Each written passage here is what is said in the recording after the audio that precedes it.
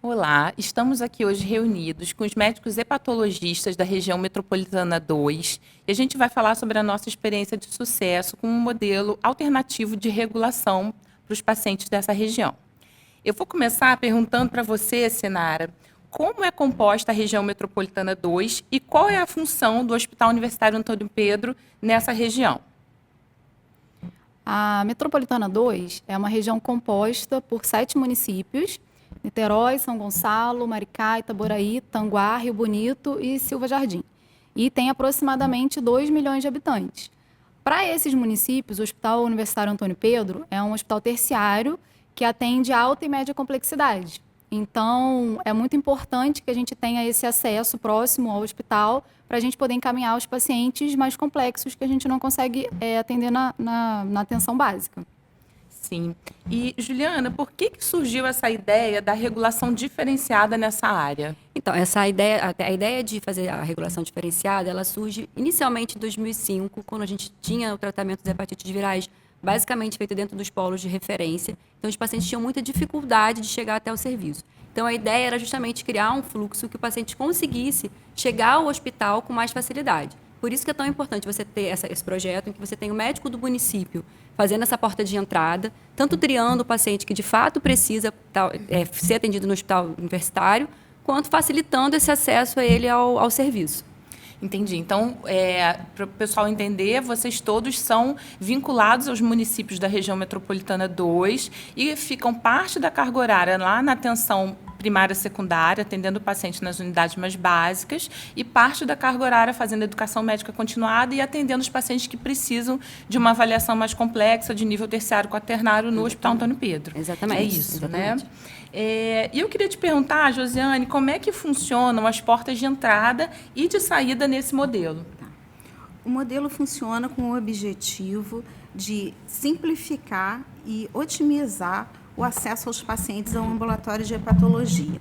Esses pacientes, eles são agendados diretamente nos postos de referência onde nós atendemos, sem precisar passar por longa espera em filas de referência. Muitas vezes, nós mesmos aqui fazemos o agendamento, isso facilita, inclusive, na triagem de pacientes que são mais, necessitam do atendimento mais urgente, né? Muitas vezes também são a equipe de enfermagem que faz o primeiro atendimento, o teste rápido, acolhimento e agendamento. Nós fazemos durante a consulta, essa avaliação, durante as consultas, na verdade, muitas vezes, a avaliação se esse paciente necessita de ir para um serviço de alta complexidade, e aí a gente consegue agendar no Antônio Pedro também de forma fácil e otimizada. Através de envio de e-mail corporativo do município para o Antônio Pedro, e com data já marcada, que nós mesmos vamos recebê-los no Antônio Pedro.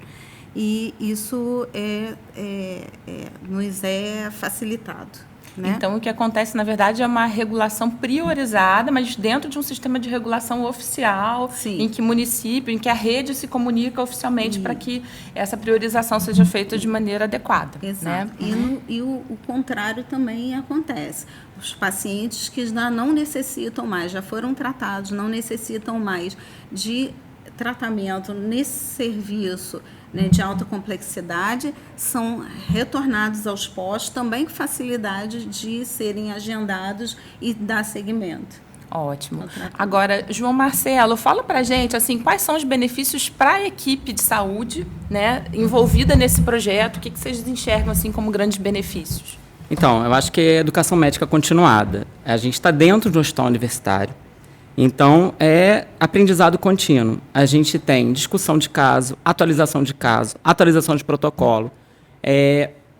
A gente tem a porta aberta para uma conversa. A gente discute o caso e a troca de ideia, troca de aprendizado contínuo. A outra vantagem, eu acho muito interessante, é que a gente tem o nosso paciente na ponta. Como nós levamos, estamos dentro do serviço, a gente consegue ter esse acompanhamento até o final. Coisa que talvez não acontecesse se a gente só encaminhasse e aí o paciente vai e a gente não sabe como foi a evolução. Isso eu acho um grande plus que a gente tem também. Então isso acaba gerando uma experiência mais completa para vocês, né? Porque vocês veem o encaminhamento do caso, discutem, veem o tratamento, veem os desfechos e isso vai criando uma maturidade da equipe, né? Outra coisa boa é que a gente pega mais caso raro que a gente talvez não pegasse. Aprende o manejo, aprende como diagnosticar, aprende até como chegar ao tratamento, coisa que talvez sozinho a gente ia ter uma dificuldade muito maior. E eu imagino que ao longo do tempo você vai levando uma maturidade lá para a ponta, né? Porque você começa a ficar mais seguro para fazer alguns diagnósticos e alguns tratamentos numa unidade secundária e com esse suporte de saber se você precisar de um tratamento mais complexo, você pode levar para uma unidade terciária sem uma grande dificuldade de tempo, de demora, né? E então, até acho a gente saber mesmo triar o paciente para não sufocar muito um hospital terciário que, de repente, a gente conseguiria resolver na atenção mais básica. Sim, muito interessante. Agora, Raíssa, fala pra gente assim, o que vocês enxergam, né, como desafios e sugestões para a gente ainda pensar em ajustar e levar, né, para os órgãos superiores, para a gente discutir dentro desse projeto. O que a gente percebe assim, de maior dificuldade enquanto nível secundário de atenção é acesso a demandas de complexidade menor. Então, por exemplo, se a gente tem um paciente que precisa fazer uma paracentese diagnóstica, a gente tem dificuldade com esse acesso, a gente não consegue isso. Se a gente tem necessidade de fazer um programa de ligadura elástica só por hipertensão porta por esquistossomose, por exemplo, a gente não tem acesso a esse programa de ligadura elástica, a gente não tem esse suporte.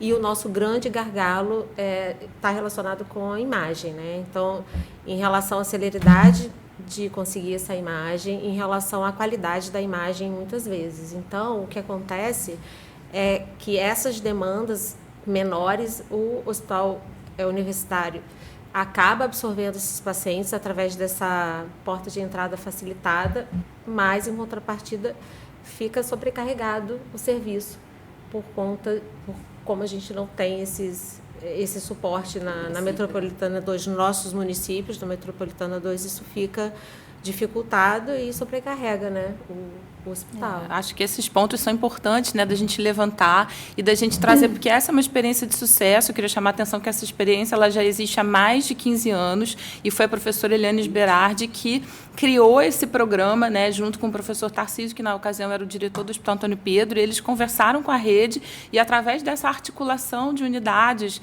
permitiu que esse programa tenha mais de uma década de experiência de sucesso, né? E vocês todos estão lá há muito tempo, então também fidelizam dentro da especialidade no sentido de amadurecerem, né, enquanto especialistas e de poderem levar para a ponta essa experiência. Então, eu queria parabenizar vocês, né, por esse trabalho, que é um trabalho super importante para uma região enorme e que vocês têm tido um resultado excelente. E obrigada aí pela participação, pelo depoimento nessa sessão. A gente é um privilégio.